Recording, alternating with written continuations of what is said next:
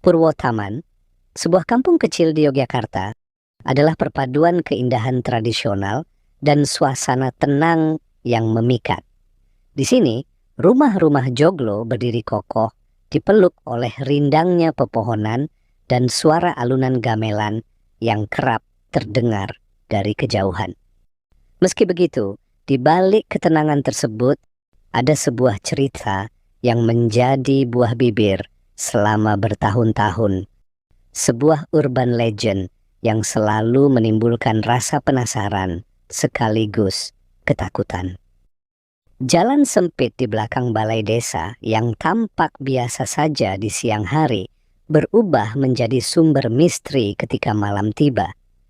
Masyarakat setempat memiliki satu aturan tak tertulis yang diwariskan dari generasi ke generasi.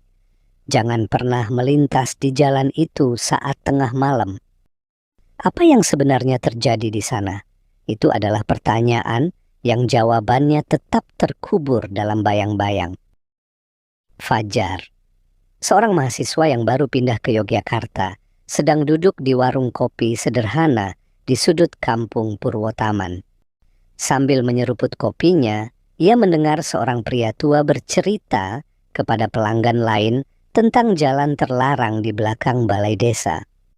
Pria tua itu berbicara dengan suara rendah, seolah-olah takut ada yang mendengarnya. Sudah lama jalan itu dianggap keramat. Dulu ada pemuda yang nekat lewat tengah malam, dan sejak itu tidak pernah ditemukan lagi. Orang bilang, dia diambil. Pria tua itu tidak menyelesaikan kalimatnya, hanya menggeleng pelan dengan tatapan kosong. Fajar, yang skeptis dengan cerita semacam ini, tersenyum tipis sambil melirik dua temannya, Andin dan Raka. Ah, cerita kayak gitu ada di mana-mana, Pak. Pasti cuma buat nakut-nakutin. Namun, Raka terlihat penasaran. Serius, Pak? Apa nggak ada yang coba nyari dia? Pria tua itu menghela napas. Banyak yang nyari, tapi mereka bilang jalannya seperti nggak berujung. Ada yang dengar langkah kaki, tapi nggak pernah lihat siapapun. Setelah pria tua itu pergi, Fajar mengajak Andin dan Raka menyelidiki. Ayo kita buktikan, malam ini kita ke sana. Aku yakin gak ada apa-apa, katanya sambil tersenyum percaya diri. Andin terlihat ragu, tetapi akhirnya setuju setelah Raka dengan penuh semangat berkata, "Ini kesempatan buat kita cari tahu, Din. Lagian, kalau benar-benar ada yang seram, kan kita bertiga." Tanpa mereka sadari, angin dingin bertiup pelan, menggoyangkan dedaunan di sekitar warung kopi. Andin duduk dengan tangan terlipat, wajahnya menunjukkan keraguan. "Kita yakin mau ngelakuin ini? Kalau beneran ada sesuatu, gimana?" tanyanya pelan. Raka yang duduk di seberangnya tersenyum sambil mengetuk meja dengan jarinya. "Justru itu, Din. Kalau kita nggak lihat sendiri, kita nggak akan pernah tahu. Lagi pula, ini kan cuma cerita warga tua. Nggak perlu ditakut-takutin." Fajar menyela dengan nada yakin. "Udah, kita anggap aja ini petualangan. Siapa tahu malah jadi bahan cerita seru buat di kampus nanti." Akhirnya, Andin menyerah dan setuju. Mereka pun mulai mempersiapkan perlengkapan. Kamera digital, senter, dan beberapa botol air minum. Raka bahkan membawa semprotan anti nyamuk, membuat Fajar tertawa. "Kita mau ngelawan makhluk gaib atau nyamuk, Rak?" Raka membalas sambil tertawa kecil. "Kalau nyamuk jelas nyata, makhluk gaib belum tentu." Saat malam semakin larut, suasana mulai berubah. Meskipun mereka bercanda untuk mengusir rasa takut, ada ketegangan yang tak terucap di antara mereka. Andin mencoba membuat lelucon, tetapi suaranya terdengar sedikit gemetar. "Gimana kalau kita bawa daun pisang? Kan katanya itu bisa ngusir yang serem-serem?" Fajar menggeleng sambil tersenyum. "Nggak perlu, Din. Kita cuma mau jalan-jalan, bukan perang sama hantu." Tepat pukul 11 malam, mereka berkumpul di depan balai desa, menatap jalan sempit yang menjadi fokus cerita misterius itu. Jalan itu tampak gelap, hanya diterangi lampu redup yang jaraknya berjauhan. Suara jangkrik terdengar nyaring, menciptakan suasana yang mencekam. "Ayo, sekarang atau enggak sama sekali," kata Fajar sambil menyalakan senter dan melangkah maju. Raka mengikuti, sementara Andin menarik napas panjang sebelum menyusul dengan langkah ragu-ragu. Tepat pukul 11.50 malam, Fajar, Andin, dan Raka berdiri di mulut jalan sempit di belakang balai desa. Jalan itu terbungkus keheningan yang nyaris tidak wajar. Meskipun awalnya terlihat seperti jalan biasa, suasana di sekitarnya memancarkan aura yang membuat mereka merinding. "Normal aja kan?" kata Raka dengan suara pelan, mencoba mengurangi ketegangan. Andin, yang berjalan di tengah, memegang erat senter di tangannya. "Ya, normal. Tapi kok rasanya aneh ya? Kayak terlalu sepi." Fajar memimpin di depan, kamera tergantung di lehernya. Ia berusaha tetap santai, meskipun bulu kuduknya meremang. Suara jangkrik terdengar samar, diselingi desiran angin yang meniup dedaunan di sekitar mereka. Langkah kaki mereka menimbulkan suara kecil di atas tanah berpasir. "Aku nggak ngerti kenapa jalan ini begitu ditakutin," ujar Fajar mencoba bersikap skeptis. "Ini cuma jalan sempit biasa. Kenapa harus dilarang lewat malam-malam?" Raka tertawa kecil, tapi tawanya terdengar gugup. "Mungkin biar kita nggak nabrak sesuatu di kegelapan." Namun semakin jauh mereka melangkah, suasana mulai berubah. Lampu jalan yang sebelumnya terlihat di kejauhan kini mulai meredup satu persatu seperti kehilangan daya. Mereka hanya mengandalkan sinar senter yang terlihat bergetar karena tangan Andin mulai gemetar. "Kalian dengar nggak?" bisik Andin tiba-tiba menghentikan langkahnya. Fajar dan Raka menoleh. "Dengar apa?" Andin menggeleng pelan, suaranya bergetar. "Aku nggak tahu, kayak ada suara langkah lain di belakang kita." Ketiganya terdiam, mendengarkan dengan saksama. Awalnya tidak ada yang terdengar selain angin dan detak jantung mereka sendiri. Tapi perlahan, sebuah suara samar menyeruak, seperti langkah kaki kecil di atas tanah, mengikuti dari kejauhan. "Ayo terus jalan," desis Fajar, mencoba tetap tenang. "Jangan berhenti, itu cuma pikiran kita aja." Mereka melanjutkan perjalanan, tetapi kini rasa tenang mulai berubah menjadi kewaspadaan. Bayangan-bayangan panjang dari sinar senter mereka tampak bergerak, seolah mengikuti dari balik pepohonan. Andin mulai berbisik doa, sementara Raka melirik ke kanan dan kiri, berharap itu hanya imajinasinya saja. 10 menit lagi tengah malam, gumam Fajar sambil memegang erat kameranya. "Kita lihat apakah cerita itu benar." Namun dalam hati ia mulai merasakan sesuatu yang tidak beres. Seolah-olah jalan ini sedang menunggu sesuatu terjadi. Ketika jam menunjukkan pukul 12.01, suasana mulai berubah. Udara yang tadinya hangat kini terasa dingin, menggigit, hingga napas mereka mulai terlihat seperti kabut tipis di udara malam. Ketiganya berhenti melangkah sejenak, menoleh satu sama lain dengan tatapan penuh kebingungan. "Kok jadi dingin banget ya?" gumam Andin sambil merapatkan jaketnya. Ia memegang pundaknya, mencoba mengusir rasa dingin yang tiba-tiba menusuk tulang. "Ini nggak wajar," kata Raka, yang kini tampak lebih serius. Ia menggenggam senter lebih erat, memutar tubuhnya ke sekeliling, mencoba mencari penyebab perubahan aneh itu. "Lanjut aja, jangan mikir aneh-aneh," sahut Fajar dengan nada tegas, meskipun ia sendiri mulai merasa ada sesuatu yang salah. Namun suasana semakin sunyi. Tidak ada lagi suara jangkrik, angin, atau dedaunan yang bergerak. Hanya ada suara langkah kaki mereka di atas tanah yang kini terasa seperti bergema, seolah-olah ada dinding tak kasat mata di sekitar mereka. Tiba-tiba Andin berhenti. Ia berdiri membeku di tempat, matanya membelalak dan napasnya tertahan. "Andin, kenapa?" tanya Fajar sambil menoleh ke belakang. Andin memegang pundaknya dengan wajah pucat. "Ada yang nyentuh aku," bisiknya. Raka langsung berdiri di samping Andin, menyorotkan senter ke arah belakang mereka. Namun tidak ada apa-apa di sana selain kegelapan pekat. "Cuma angin, Din," kata Fajar mencoba menenangkan. Tapi tadi jelas banget, Andin bersikeras. Rasanya kayak tangan dingin, nggak mungkin cuman angin.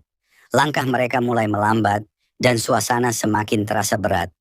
Mereka merasa seperti ada sesuatu yang menahan mereka, membuat setiap langkah seolah melewati medan tak terlihat. Napas mereka menjadi lebih berat dan suara detak jantung terasa makin keras di telinga. "Kita harus keluar dari sini," kata Raka dengan nada panik. Fajar mengangguk meskipun ia masih berusaha keras untuk bersikap rasional. "Kita jalan terus, jangan berhenti, jangan lihat ke belakang," ujarnya, mencoba memimpin mereka keluar dari situasi aneh ini. Namun di dalam hatinya ia tahu bahwa ada sesuatu yang lebih besar sedang mengawasi mereka dari kegelapan. Ketegangan semakin terasa saat Raka tiba-tiba berhenti melangkah. Wajahnya pucat. Ia memandang lurus ke depan dengan ekspresi penuh kebingungan. "Kalian dengar itu enggak?" bisiknya pelan. "Hear what?" Fajar balas bertanya, memegang kamera erat di tangannya. "Namaku. Ada yang manggil namaku," kata Raka sambil menggelengkan kepalanya. Suaranya terdengar berat, seperti menahan rasa takut yang memuncak. Andin menoleh ke arah Raka. "Nggak ada suara apa-apa, Ra. Mungkin cuma pikiran kamu aja." Tapi itu jelas banget, kayak suara cewek. Lembut, pelan, tapi Raka berhenti berbicara, menelan ludah. Ia memandang ke arah kegelapan di antara pohon-pohon. Fajar mencoba mengalihkan perhatian mereka dengan melihat layar kamera yang dibawanya. Saat ia memutar kembali rekaman beberapa menit sebelumnya, sesuatu yang tidak wajar terlihat di layar. Ada bayangan putih, samar tapi jelas, bergerak cepat di antara pohon-pohon di belakang mereka. "Lihat ini!" seru Fajar, menunjukkan layar kamera kepada Andin dan Raka. Andin menutup mulutnya, menahan napas. Itu apa?" "Bayangan, cepat banget, kayak orang lari, tapi jelas bukan manusia," Fajar menjawab, suaranya bergetar. Raka semakin cemas, tatapannya melayang ke kegelapan di sekitar mereka. "Kita nggak sendirian di sini," katanya dengan nada panik. Meskipun rasa takut mulai menyelimuti mereka, Fajar mengambil napas panjang. "Kita udah sampai sejauh ini, jangan berhenti sekarang. Kita terus jalan sampai keluar dari jalan ini." Andin mengangguk ragu, tapi ia tetap melangkah mengikuti Fajar. "Jangan terlalu jauh satu sama lain," katanya dengan suara gemetar. Namun setiap langkah yang mereka ambil kini terasa semakin berat. Suasana sekitar makin mencekam, dengan udara yang semakin dingin dan perasaan aneh seolah-olah ada mata yang mengawasi mereka dari setiap sudut. Meski rasa tidak nyaman mulai mendominasi, mereka memutuskan untuk melanjutkan perjalanan, berharap menemukan jawaban di ujung jalan yang penuh misteri ini. Mereka berhenti sejenak di titik yang terasa seperti tengah jalan. Pohon-pohon di sekeliling mereka tampak lebih besar dan lebih gelap, seperti mengurung mereka dalam kegelapan yang pekat. "Kenapa pohon-pohonnya kayak makin mendekat ya?" gumam Andin, suaranya penuh kegelisahan. Fajar menyorotkan senter ke sekitar, tetapi cahaya itu terasa tidak cukup kuat untuk menembus kegelapan. Langkah mereka semakin hati-hati. Suara dedaunan kering yang terinjak menjadi satu-satunya bunyi yang memecah keheningan. Raka yang berjalan paling belakang tiba-tiba berhenti. Tunggu!" katanya dengan nada aneh. Fajar dan Andin menoleh ke arahnya. "Ada apa lagi, Ra?" Dengan tangan gemetar, Raka menunjuk ke ujung jalan yang lebih gelap. "Di sana ada sesuatu," katanya pelan, hampir berbisik. Fajar mengarahkan senter ke arah yang ditunjuk Raka. Di ujung jalan samar-samar terlihat sosok tinggi besar, lebih besar daripada manusia biasa. Sosok itu berdiri tegak, seluruh tubuhnya berupa bayangan hitam pekat, tetapi matanya merah menyala, menatap langsung ke arah mereka. Andin mencengkeram lengan Fajar. "Apa itu?" teriaknya setengah berbisik, suaranya penuh ketakutan. Sosok itu diam, tidak bergerak, hanya menatap mereka dengan mata merahnya. Ketegangan di udara semakin tebal, membuat napas mereka terasa berat. Lalu dalam sekejap mata, sosok itu menghilang begitu saja, seolah tertelan kegelapan. Namun ia meninggalkan sesuatu yang nyata, jejak kaki besar di tanah yang tidak mungkin milik manusia. Fajar memberanikan diri melangkah maju untuk melihat lebih dekat. Astaga, bisiknya, suaranya hampir tidak terdengar. Jejak kaki itu sangat besar, lebih besar dari ukuran tubuh manusia biasa. Raka mundur beberapa langkah, wajahnya pucat. Kita nggak boleh lanjut. Ini udah nggak wajar lagi, katanya dengan panik. Namun Fajar terlihat bimbang antara melanjutkan atau berbalik. Ia menggenggam kamera dengan kuat, mencoba menenangkan diri. Kita hampir sampai. Kalau balik sekarang, semua ini sia-sia. Andin menatap Fajar dengan cemas. Tapi, kalau itu muncul lagi, kita nggak tahu apa yang bakal terjadi. Ketiganya terdiam, berdiri di tengah jalan yang sekarang terasa lebih mencekam dari sebelumnya, mencoba memutuskan langkah selanjutnya di tengah rasa takut yang semakin menguasai mereka. Andin meraih lengan Fajar dengan cengkraman kuat. Fajar, aku nggak bisa. Kita harus balik sekarang. Suaranya bergetar, matanya dipenuhi ketakutan. Fajar menggeleng keras. Kita udah sejauh ini, Din. Kalau kita mundur sekarang, semua cuma jadi cerita setengah. Kita harus tahu apa yang ada di ujung jalan ini, katanya dengan nada tegas. Meskipun wajahnya tidak bisa menyembunyikan keraguan. Raka, yang sejak tadi diam, akhirnya angkat bicara. Fajar, aku setuju sama Andin. Ini nggak normal. Kita harus pergi. Namun Fajar tetap melangkah maju, meski perlahan. Kalian balik aja kalau takut. Aku bakal terusin. Kamera ini bisa jadi bukti. Andin dan Raka saling bertukar pandang. Mereka tidak ingin meninggalkan Fajar sendirian, meskipun rasa takut mereka semakin kuat. Dengan berat hati, keduanya mengikuti dari belakang, menjaga jarak beberapa langkah.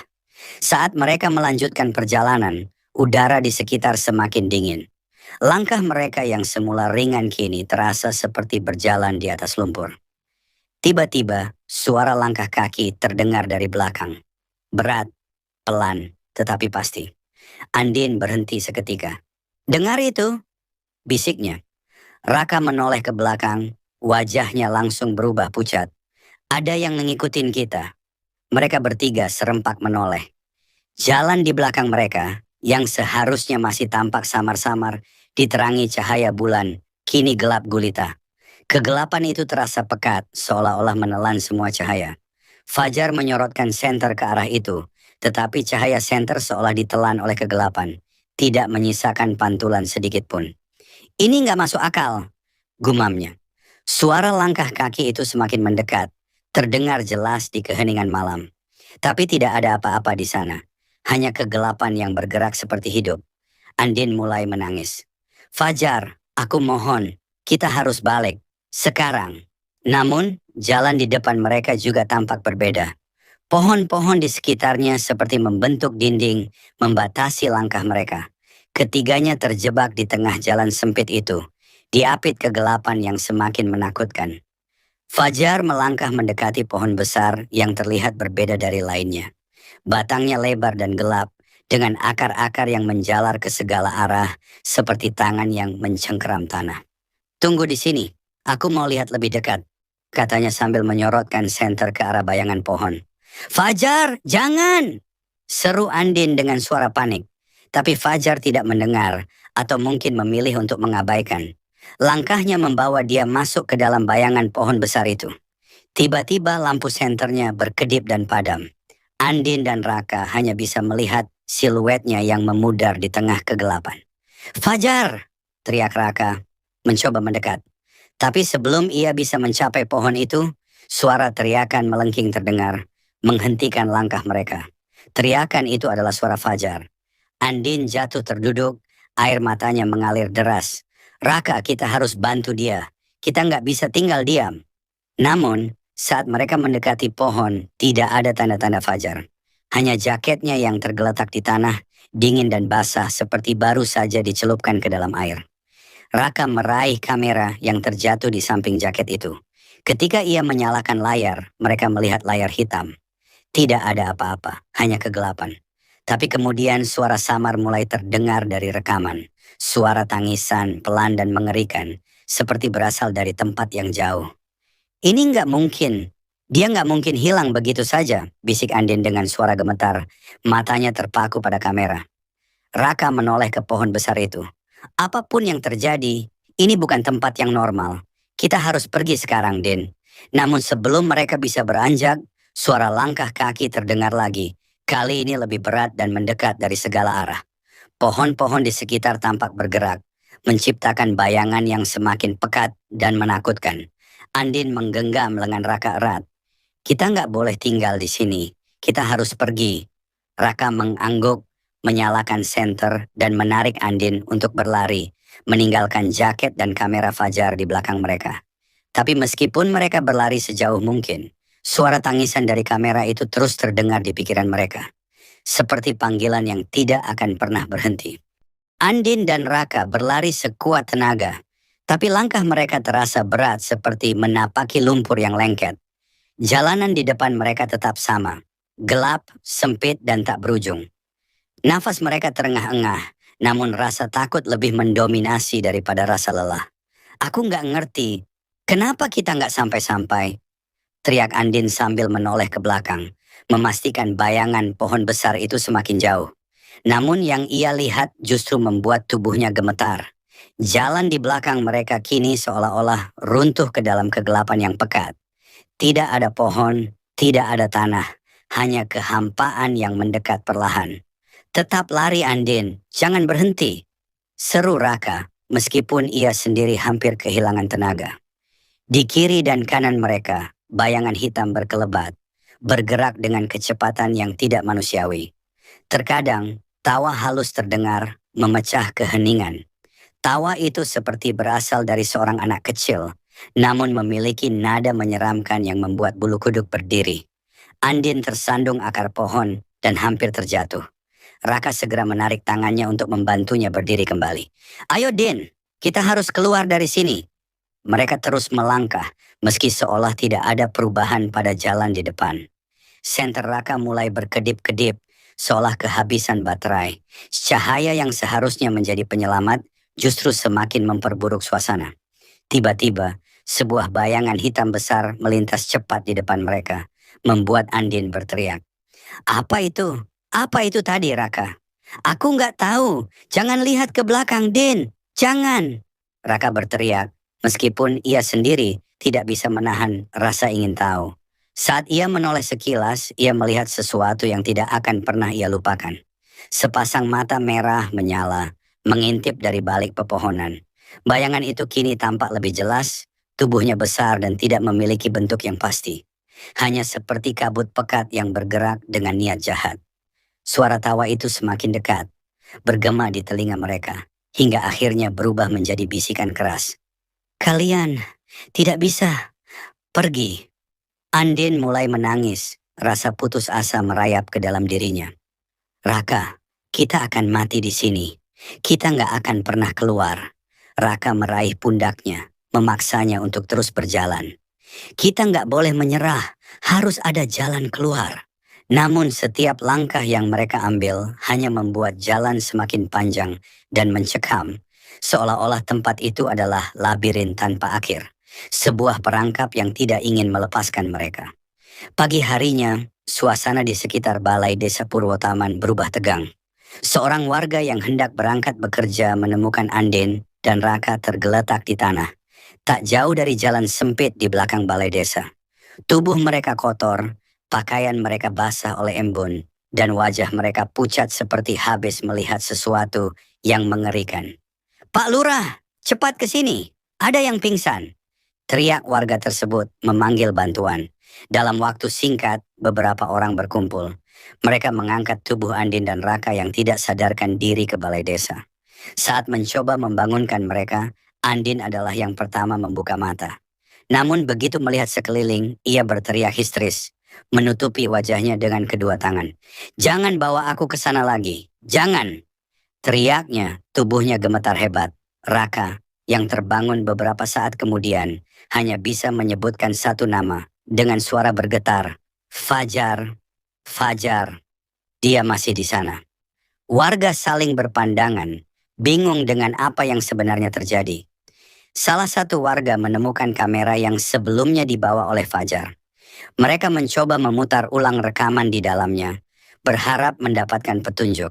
Namun isi kamera itu hanya menampilkan rekaman jalan sempit di malam hari. Suara langkah kaki mereka terdengar, diiringi obrolan singkat dan canda tawa pada awalnya. Semuanya terlihat normal, sampai tiba-tiba bayangan samar mulai muncul di layar. Bayangan itu bergerak cepat di antara pohon-pohon, kadang menyerupai sosok manusia, kadang hanyalah gumpalan hitam. Rekaman semakin aneh, gambar menjadi buram, dengan sesekali terdengar suara tawa samar dan bisikan yang tidak jelas. Pada akhir video, kamera menangkap gambar pohon besar di tengah jalan sempit. Bayangan hitam tinggi besar terlihat berdiri di sana, menatap langsung ke arah kamera. Kemudian layar berubah hitam sepenuhnya, diiringi suara tangisan lembut yang semakin lama semakin nyaring, hingga akhirnya berhenti mendadak. Warga yang menonton rekaman itu merasa merinding. Beberapa dari mereka bergegas mematikan kamera. Apa yang sebenarnya terjadi di sana? Bisik salah seorang warga dengan wajah penuh ketakutan. Namun tidak ada jawaban dari Andin dan Raka. Mereka terus duduk diam, tatapan mereka kosong, seolah-olah pikiran mereka masih terjebak di tempat yang tidak dapat dijangkau oleh orang lain. Nama Fajar tetap menjadi satu-satunya kata yang mereka ucapkan, berulang kali, seperti doa yang putus asa. Peristiwa mengerikan itu menjadi bagian tak terpisahkan dari urban legend Kampung Purwotaman. Setelah insiden tersebut, desas-desus tentang jalan sempit di belakang balai desa menyebar lebih luas, bahkan mencapai desa-desa tetangga. Warga setempat yang sebelumnya hanya menganggap kisah-kisah serupa sebagai cerita untuk menakut-nakuti anak-anak, kini mulai benar-benar waspada. Jalan sempit itu ditutup setiap malam dengan barikade bambu sederhana. Di depan jalan mereka memasang papan kayu yang bertuliskan peringatan, "Jangan masuk setelah gelap." Tidak ada yang berani membahas kejadian itu terlalu lama. Fajar tidak pernah ditemukan, dan Andin serta Raka pindah dari desa beberapa minggu kemudian, membawa trauma yang tak terucapkan. Bagi para penduduk, misteri itu tetap menjadi teka-teki yang tidak ingin mereka pecahkan. Mereka hanya tahu bahwa jalan itu bukanlah tempat yang aman untuk dilewati saat malam tiba. Setiap kali angin malam berhembus membawa aroma basah dari dedaunan dan tanah, beberapa warga mengaku mendengar suara langkah kaki yang samar, seperti seseorang berjalan di jalan sempit itu. Namun tidak ada yang berani memeriksanya. Kisah ini masih menjadi bagian dari Purwotaman hingga hari ini. Jika kau berkunjung ke sana dan melihat papan peringatan itu, ingatlah satu hal. Tidak semua misteri harus diselesaikan. Beberapa jalan memang lebih baik dibiarkan tidak dilalui. Kamera yang semula milik Fajar, yang kini menjadi barang keramat di tangan kepala desa. Kamera itu disimpan dengan hati-hati di ruang penyimpanan desa, tempat yang hanya diketahui oleh sedikit orang. Di dalamnya, hanya terdapat rekaman layar hitam dengan suara samar yang seperti tangisan. Kepala desa yang tahu betul keanehan yang terbungkus dalam rekaman itu, melarang siapapun untuk menontonnya lagi. Sosok Fajar yang hilang begitu saja malam itu tetap menjadi sebuah misteri yang tidak bisa dijelaskan. Beberapa orang berbisik di lorong-lorong gelap kampung bahwa mereka melihat bayangannya berjalan di sekitar balai desa. Ada yang percaya bahwa Fajar kini menjadi bagian dari penghuni jalan sempit itu, tidak dapat keluar atau melupakan malam yang menakutkan. Apakah Fajar benar-benar hilang? Atau ia masih ada di sana, berjalan bersama penghuni jalan sempit, menunggu mereka yang cukup berani untuk melintasi batas malam?